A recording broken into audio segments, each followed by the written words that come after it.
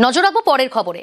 অবশেষে জয়ন্ত সিং এর বাড়ি ভাঙার নোটিশ, আড়িয়াদহে ত্রাস। জয়ন্ত সিং তার প্রাসাদ ভাঙার নোটিশ, রাতেই জয়ন্তের বাড়িতে নোটিশ দিল পুরসভা।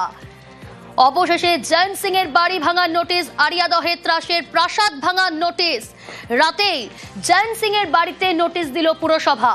4 সপ্তাহে জয়ন্ত সিং এর বেআইনি বাড়ি ভাঙার নির্দেশ।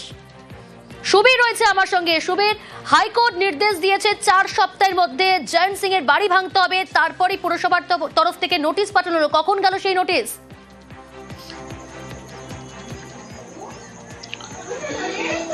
দেখো, রাজা বসু চৌধুরী ডিভিশন বেঞ্চের তরফ থেকে কিন্তু 4 সপ্তাহের মধ্যে জয়ন্ত সিং এর যে প্রাসাদময় বেআইনি বাড়ি, সেই বাড়ি কিন্তু ভেঙে ফেলতে হবে, এমনটা কিন্তু নির্দেশ দিয়েছে কামারহাটি পৌরসভাকে।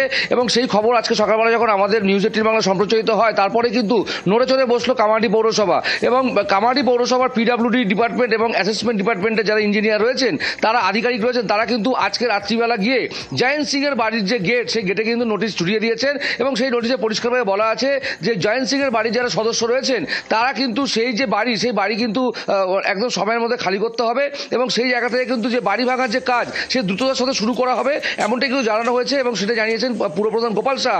4 সপ্তাহের যে নির্দেশ দিয়েছে কলকাতা হাইকোর্ট, সেই জায়গা থেকে কিন্তু দ্রুততার সাথে এই যে নোটিশ, সেটা কিন্তু একদম এর থেকেই প্রমাণিত হয় যে দ্রুততার সঙ্গে কামারহাটি পৌরসভা এই নির্দেশকে পালন করবে, এমনটাই কিন্তু এই নোটিশের মাধ্যমে জানা যাচ্ছে। কামারহাটি পৌরসভার পুরপ্রধান গোপাল শাহ এটাও জানিয়েছেন যে রাস্তা, যেহেতু যে বাড়িতে ঢোকার যে রাস্তা, সেটি অত্যন্ত ছোট হওয়ার জন্য যে গাড়ি, অর্থাৎ ভাঙার যে জন্য যে বুলডোজার, সেটা কিন্তু ঢুকতে যথেষ্ট সমস্যার সম্মুখীন হতে হচ্ছে। সেই কারণের জন্য অন্য কোন উপায়ে সেই বাড়ি ভাঙার কাজ শুরু হবে, সেদিকটা কিন্তু খতিয়ে দেখছেন কামারহাটি পৌরসভা যারা ইঞ্জিনিয়ার রয়েছে, তারা প্রত্যেকে। বেশ।